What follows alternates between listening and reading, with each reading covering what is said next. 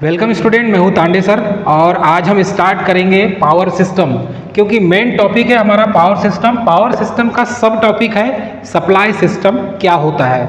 तो देखिए, supply system जैसे कि आपको पता है कि कहीं पर भी विद्युत की आपूर्ति की जाती है तो आपूर्ति के लिए हमें विद्युत का उत्पादन बहुत ज़रूरी है। तो इलेक्ट्रिसिटी का जो प्रोडक्शन है वो कहाँ से किस सिरे से होता है और स्टेप बाय स्टेप हम उसको इस सिंगल लाइन डायग्राम के बारे में इसके माध्यम से भी समझेंगे और स्टेप बाय स्टेप इसमें जनरेटिंग प्लांट कहाँ है, उसके बाद डिस्ट्रीब्यूशन कैसा होता है, ट्रांसमिशन कैसा होता है, इसको हम सिंगल लाइन डायग्राम से भी समझेंगे। दूसरी बात कि सप्लाई सिस्टम क्या होता है, इसे इस डायग्राम के माध्यम से भी हम समझेंगे।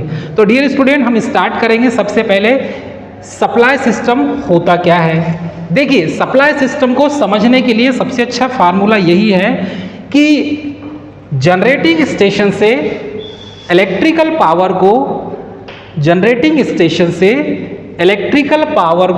कंज्यूमर तक पहुंचाने के लिए उपयोग में किया जाने वाला सिस्टम ही सप्लाई सिस्टम कहलाता है।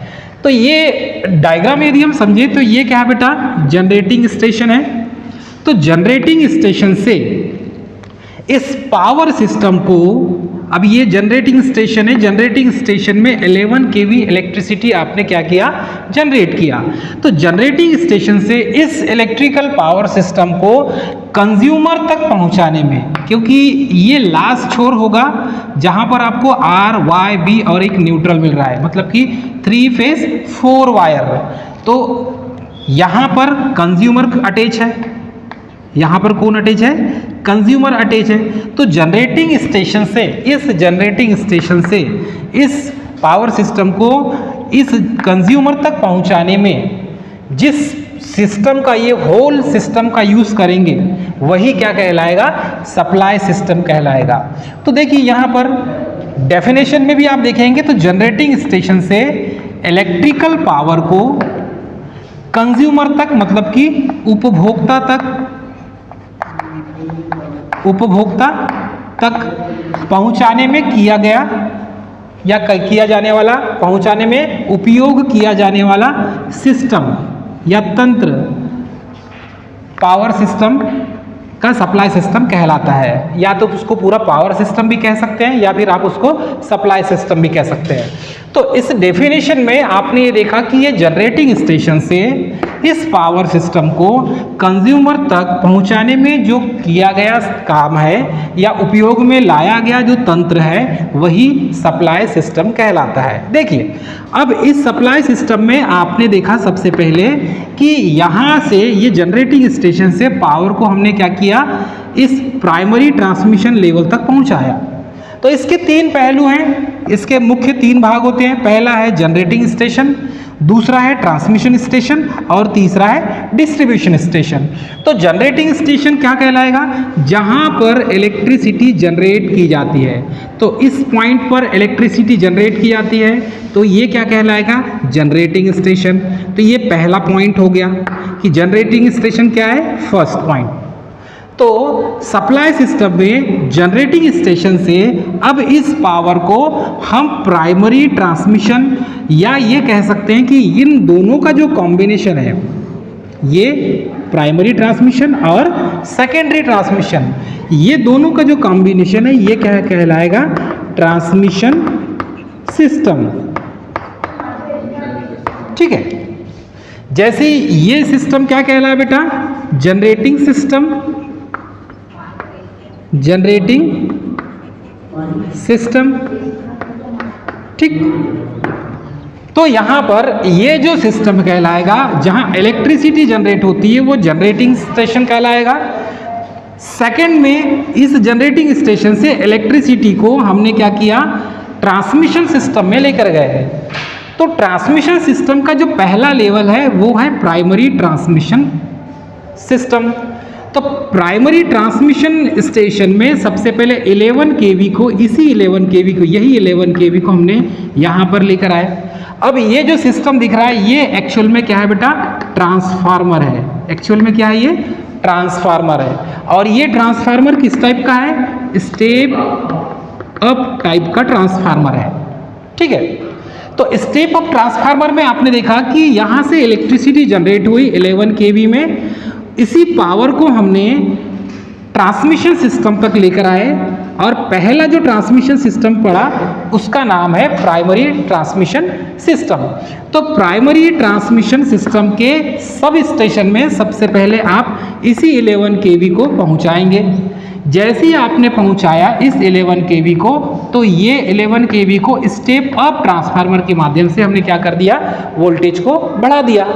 अब स्टेप अप कर दिया हमने वोल्टेज। अब वोल्टेज क्या हुआ, इस ट्रांसफार्मर में प्राइमरी साइड में कौन सा है बेटा, डेल्टा है, मतलब इस साइड क्या है, इस ट्रांसफार्मर की वाइंडिंग का कनेक्शन डेल्टा कनेक्शन में है, और सेकेंडरी साइड में ट्रांसफार्मर की वाइंडिंग का कनेक्शन कैसा है, स्टार टाइप का है। तो अब देखो इस ट्रांसफार्मर का मतलब प्राइमरी ट्रांसमिशन में जिस ट्रांसफार्मर का यूज कर रहे हैं वो है स्टेप अप ट्रांसफार्मर, और यही स्टेप अप ट्रांसफार्मर का जो प्राइमरी वाइंडिंग है वो डेल्टा में कनेक्शन है और सेकेंडरी का स्टार में कनेक्शन है। तो कहने का मतलब ये है कि जब भी प्राइमरी ट्रांसमिशन का सबस्टेशन हमें देखने मिलेगा तो वहाँ पर हमें डेल्टा स्टार टाइप का ट्रांसफार्मर ज़्यादातर देखने मिलेगा। किसी भी सब स्टेशन में चले जाइए जहाँ पर ट्रांसमिशन सिस्टम होगा, मतलब ट्रांसमिशन लाइन जहाँ पर होगी और ट्रांसमिशन लाइन का सब स्टेशन जहाँ होगा, वहाँ पर सबसे पहले प्राइमरी ट्रांसमिशन सब स्टेशन में जाएंगे तो आपको 11 केवी बाय 132 केवी का एक स्टेप अप ट्रांसफार्मर देखने मिलेगा। इसे ही हम पावर ट्रांसफार्मर भी कहते हैं, इसे हम पावर ट्रांसफार्मर भी कहते हैं। अब देखिए ये पावर ट्रांसफार्मर किस टाइप का होता है, एग्जाम में पूछे तो आपको क्या बताना है, डेल्टा स्टार टाइप का होता है। अब इसके आगे हमने 132 केवी में इस वोल्टेज को बढ़ा दिया, मतलब 11 केवी में हमने इलेक्ट्रिसिटी जनरेट किया था 11,000 वोल्ट में, उसको हमने ट्रांसफार्मर के थ्रू 132 केवी में कन्वर्ट कर दिया, मतलब वोल्टेज को हमने बढ़ा दिया। अब हम कम से कम 100 किलोमीटर, 200 किलोमीटर, 300 किलोमीटर की दूरी तय करेंगे जितनी रिक्वायरमेंट होगी। जैसे 132 केवी है तो मानकर चलिए इसकी डिस्टेंस कितनी होना चाहिए, तो लगभग 100 किलोमीटर तो होगी, ठीक है। 150 किलोमीटर के आसपास भी मानकर चलेंगे तो भी जायज़ है। अब आपने क्या किया, प्राइमरी ट्रांसमिशन सब स्टेशन से इस वोल्टेज को सेकेंडरी ट्रांसमिशन सब स्टेशन तक पहुंचाया। तो प्राइमरी ट्रांसमिशन सब स्टेशन और सेकेंडरी ट्रांसमिशन सब स्टेशन का पूरा कंप्लीट जो सिस्टम कहलाएगा वो ट्रांसमिशन सिस्टम कहलाएगा। इधर वाला जो सिस्टम था ये पूरा क्या है, जनरेटिंग सिस्टम। बीच वाला जो पार्ट दिख रहा है आपको ये है ट्रांसमिशन सिस्टम। ट्रांसमिशन सिस्टम में प्राइमरी ट्रांसमिशन में वोल्टेज को बढ़ाया जाता है और सेकेंडरी ट्रांसमिशन में वोल्टेज को कम किया जाता है। क्लियर है, कॉन्सेप्ट समझ आ रहा है आपको? देखिए इस डायग्राम से समझिए, इसमें 11 केवी बाय 132 केवी लिखा हुआ है, लिखा है, इट मीन्स ये क्या हुआ, स्टेप अप ट्रांसफार्मर हुआ। अब यहां पर जाएंगे तो सेकेंडरी ट्रांसमिशन सब स्टेशन में 132 केवी बाय 33 केवी है। इसका मतलब 132 केवी को हमने कितने में कन्वर्ट कर दिया, 33 केवी में, मतलब ये स्टेप डाउन ट्रांसफार्मर होगा। तो यहां पर सेकेंडरी ट्रांसमिशन में जिस ट्रांसफार्मर का यूज करेंगे वो ट्रांसफार्मर हो जाएगा स्टेप डाउन ट्रांसफार्मर, ठीक है। अब ये स्टेप डाउन ट्रांसफार्मर जो है ये किस टाइप से हो जाएगा, स्टार टू डेल्टा। क्लियर है। अब जैसे ही हम यहां पर आगे पहुंचते हैं तो ये सेकेंडरी ट्रांसमिशन सब स्टेशन और प्राइमरी ट्रांसमिशन सब स्टेशन, इन दोनों का कंप्लीट पैकेज हो जाएगा ये ट्रांसमिशन सिस्टम, ठीक है। पहला सिस्टम को समझ में आ गया, जनरेटिंग सिस्टम। सेकंड है ट्रांसमिशन सिस्टम, देन थर्ड है डिस्ट्रीब्यूशन सिस्टम। तो अब यहां पर प्राइमरी ट्रांसमिशन और सेकेंडरी ट्रांसमिशन ये दोनों का यहाँ पर कॉम्बिनेशन आपको समझ में आ गया। अब जैसे ही आप 132 केवी को 33 केवी में कन्वर्ट किए, अब यहाँ पर इस पॉइंट पर आपको क्या मिलेगा, इस साइड में मिलेगा आपको 33 केवी, यहाँ पर भी क्या मिलेगा 33 केवी, यहाँ पर प्राइमरी साइड में क्या मिलेगा 33 kV। वैसे ही यहाँ पर प्राइमरी साइड में कितना मिला था 132 kV। सेकेंडरी में कितना मिला बेटा 33 kV। वैसे यहाँ पर कितना मिला होगा 11 kV प्राइमरी में, और सेकेंडरी में कितना मिला हमें 132 kV। ठीक है, जब इस पॉइंट पर हम बढ़ते हैं तो यहाँ से हमने 3 फीडर निकाल दिए। अब 3 फीडर क्यों निकाले उसके पीछे भी रीज़न है।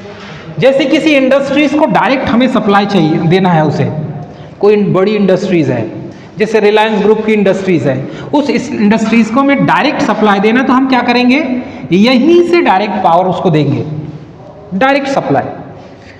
कहने का मतलब ये है पावर ग्रिड करता क्या है एक्चुअल में, सभी स्टेट के जो पावर ग्रिड है जो का कनेक्शन है वो इंटरकनेक्टेड होते हैं। मतलब ट्रांसमिशन लाइन सभी स्टेट के एक दूसरे से आपस में कनेक्टेड होते हैं। मानकर चलिए ये जबलपुर में इलेक्ट्रिसिटी जनरेट हुई, तो पावर ग्रिड में जब ये बिजली ट्रांसफर करेगा तो इसका पावर ग्रिड से पूरा इंटरकनेक्टेड होंगे ये एक दूसरे से। मानकर चलिए और कहीं जैसे बैतूल सारणी में एनटीपीसी पावर प्लांट है, वहाँ पर भी इलेक्ट्रिसिटी जनरेट हो रही है, तो वो भी इसी ट्रांसमिशन सिस्टम के ग्रिड से कनेक्ट हो जाएगा। ठीक है, अब कनेक्ट हो गया, उसके बाद पावर जो है डिलीवर करना है तो ट्रांसमिट करना है, तो ट्रांसमिशन फिर वहाँ से एक लेवल पर पावर ग्रिड ट्रांसमिशन करता है, या तो फिर स्टेट गवर्नमेंट का भी ट्रांसमिशन लाइन होती है उसके थ्रू ट्रांसमिट किया जाता है। अब जितनी दूरी में पहुंचाना है उस हिसाब से ही यहाँ पर ट्रांसफार्मर यूज़ करेंगे हम। जैसे कि 132 kV बाई 33 kV, मतलब ये स्टेप डाउन ट्रांसफार्मर है, तो इसकी जो दूरी होगी, अब इसके बाद आप बिजली पहुंचाएंगे तो ज़्यादा दूरी तक उसको ट्रांसमिट नहीं कर सकते आप, क्योंकि 33 kV के बाद सीधे डिस्ट्रीब्यूशन सिस्टम चालू हो जाता है। मतलब यहाँ से इतना जो भाग हो गया, अब ये डिस्ट्रीब्यूशन सिस्टम हो जाएगा चालू। यहाँ से इन दोनों के बीच में इसे यदि मैं इसे ऐसे एनवलप में पैक कर दूँ, ये एनवलप हो गया, इस एनवलप में यदि मैं इसे पैक कर दूँ तो ये क्या हो जाएगा बेटा ट्रांसमिशन सिस्टम। यहाँ से लेकर इतना भाग जो हो गया ये बेटा क्या हो गया जनरेटिंग सिस्टम। जनरेटिंग सिस्टम का काम है सिर्फ इलेक्ट्रिसिटी जनरेट करके देना, उसके बाद इसके एम्प्लॉय सिर्फ इलेक्ट्रिसिटी जनरेट करके ही देंगे, उसके बाद उनका कोई काम नहीं है। जनरेट करके दे दिए, उसके बाद का जो है सिस्टम ट्रांसमिशन सिस्टम होता है, और ये ट्रांसमिशन के जो जेई और एईज होते हैं, बड़े अधिकारी होते हैं, उनका भी अलग एक डिपार्टमेंट है, ये वहाँ काम करते हैं। ठीक है, फिर अपनी उपयोगिता के आधार पर जितनी दूरी में हमें बिजली पहुँचाना है उस आधार पर यहाँ पर ट्रांसफार्मर हम यूज़ करते हैं। फिर यहाँ से यहाँ तक का जो लेवल हो गया इसके आगे का, ये हो गया पूरा डिस्ट्रीब्यूशन सिस्टम। इसे क्या कहेंगे हम डिस्ट्रीब्यूशन सिस्टम। डिस्ट्रीब्यूशन सिस्टम तो जैसे ट्रांसफार्मर इसमें देखेंगे ट्रांसमिशन लाइन में प्राइमरी ट्रांसमिशन और सेकेंडरी ट्रांसमिशन था, वैसे ही डिस्ट्रीब्यूशन में भी प्राइमरी डिस्ट्रीब्यूशन और सेकेंडरी डिस्ट्रीब्यूशन दोनों होंगे।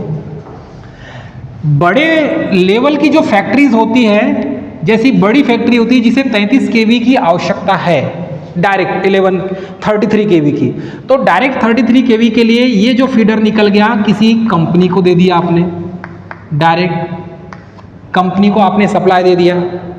ठीक है, उसके बाद ये जो फीडर है ये तो सीधे जाएगा डोमेस्टिक के लिए, इस फीडर को आप छेड़ नहीं सकते।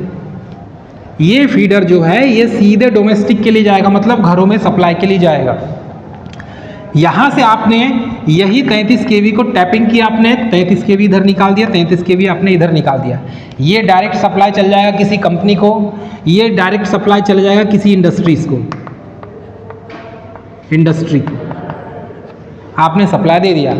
अब ये भी क्या करेगा, जब ये ट्रांसफार्मर लगेगा, ट्रांसफार्मर लगने के बाद किसी इंडस्ट्रीज के पास लगेगा तो इसे भी स्टेप डाउन करना होगा। तो ये जो डायग्राम है, ये डायग्राम दिख रहा है, ये डायग्राम दिख रहा है, ये ट्रांसफार्मर का ही है, क्योंकि जनरेशन, ट्रांसमिशन और डिस्ट्रीब्यूशन इन तीनों में ट्रांसफार्मर की आवश्यकता होती है। जैसे कि आपने 11 kV में इलेक्ट्रिसिटी जनरेट की है, फिर उसे आपको ग्रेड अप करना ही पड़ेगा ना, क्योंकि 11 kV को आप 500 किलोमीटर दूरी भेज नहीं सकते, 100 किलोमीटर नहीं भेज सकते, 150 किलोमीटर, 50 किलोमीटर, 10 किलोमीटर नहीं भेज सकते आप उसे। तो आपको क्या करना होगा, आप ट्रांसफार्मर लगाएंगे, क्योंकि ट्रांसफार्मर का नाम ही है परिणामित्र। इस अल्टरनेटर से हमें जो परिणाम प्राप्त हुए हैं वोल्टेज के, उस परिणामित्र का काम है कि उस वोल्टेज को बढ़ा देना, और जब उस वोल्टेज को बढ़ा दिया जाएगा तो ऑटोमेटिकली हमें वोल्टेज ज़्यादा प्राप्त होगा। तो ट्रांसफार्मर एक ऐसी स्टैटिक डिवाइस है जिससे वोल्टेज और करंट को आसानी से बढ़ाया और घटाया जा सकता है। ट्रांसफार्मर में ऐसा कोई मूविंग पार्ट नहीं होता, क्लियर है? ट्रांसफार्मर में ऐसा कोई मूविंग पार्ट नहीं होता, जिसके कारण उसमें फ्रैक्शन और विंडेज लॉस होता नहीं है। तो ट्रांसफार्मर की इसीलिए इफिशियंसी 95% के आसपास होती है, 95 to 99 के आसपास। इसका रीज़न क्या है?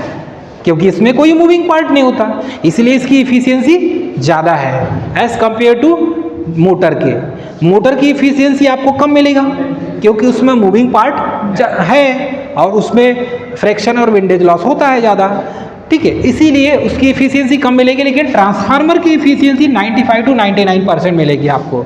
तो यहाँ पर आपने जो ट्रांसफार्मर अब यूज़ करेंगे ये 33/11 kV के ट्रांसफार्मर है। तो ये ट्रांसफार्मर कैसे हो गए बेटा? स्टेप डाउन ट्रांसफार्मर हो गए, स्टेप डाउन ट्रांसफार्मर हो गए। और ये स्टेप डाउन ट्रांसफार्मर किस टाइप के मिलेंगे आपको?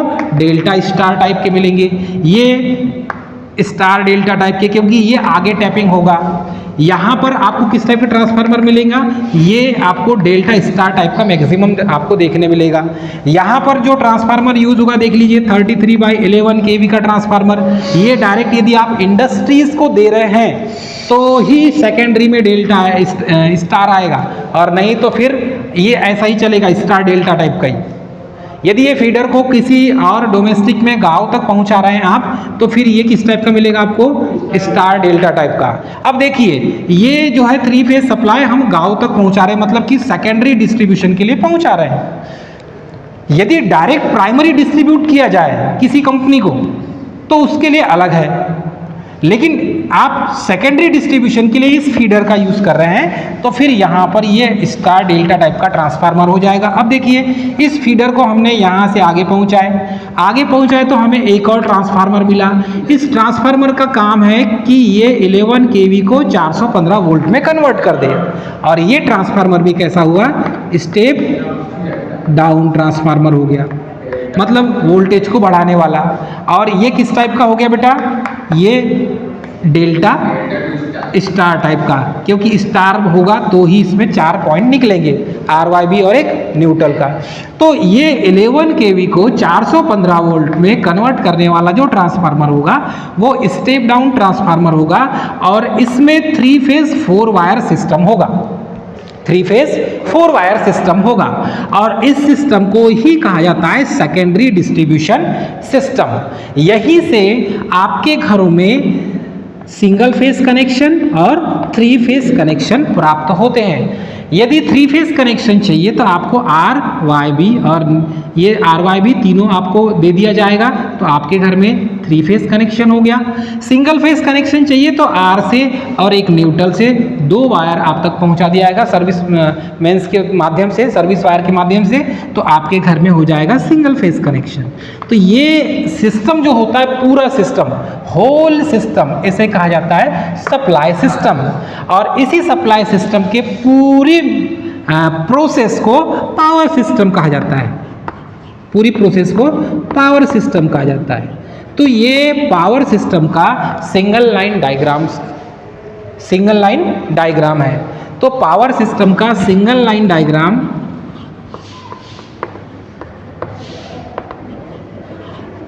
सिस्टम की लिस्ट में आता है। इसमें आपने जनरेशन, ट्रांसमिशन एंड डिस्ट्रीब्यूशन तीनों को बहुत बखूबी अच्छे से आपने समझा। अब देखिए इसमें इसके 3 भाग मैंने आपको बताया, generating station, transmission station and distribution station. तो जनरेटिंग स्टेशन में जैसे अपने MP में देखेंगे तो MP PGCL संभालती है, MP PGCL, रिसेंटली इसकी वैकेंसी भी आई हुई है अभी MP PGCL की, ITI और पॉलिटेक्निक किए हुए स्टूडेंट के लिए वैकेंसी भी आई हुई है। सेकंड है ट्रांसमिशन स्टेशन, तो ट्रांसमिशन स्टेशन कौन संभाल रहा है? MPPTCL, Madhya Pradesh power transmission company limited. Generating station कौन संभाल रहा है? Madhya Pradesh power generating company limited. और डिस्ट्रीब्यूशन स्टेशन तो मध्य प्रदेश MPKVVCL, मध्य प्रदेश। इसमें पूर्व क्षेत्र, पश्चिम क्षेत्र और मध्य क्षेत्र, 3 क्षेत्र हैं। तो मध्य प्रदेश पूर्व क्षेत्र विद्युत वितरण कंपनी लिमिटेड, मध्य प्रदेश पश्चिम क्षेत्र विद्युत वितरण कंपनी लिमिटेड और मध्य प्रदेश मध्य क्षेत्र विद्युत वितरण कंपनी लिमिटेड। ये इसके 3 जोन डिसाइड कर दिए गए हैं। तो इस टाइप से जनरेशन, ट्रांसमिशन और डिस्ट्रीब्यूशन को आप बहुत अच्छे से समझ सकते हैं। तो डियर स्टूडेंट, इसे समझने के लिए आपको सबसे पहले इस डायग्राम को समझना होगा, क्योंकि सप्लाई सिस्टम क्या होता है? इस जनरेटिंग स्टेशन से इलेक्ट्रिकल पावर को कंज्यूमर तक पहुंचाने में, उसमें उपयोग में लाया गया जो तंत्र है भाई, इस जनरेटिंग स्टेशन मतलब 11 kV को यहाँ पर 11 kV तक पहुँचाने के लिए हमें किस किस सिस्टम की आवश्यकता पड़ी?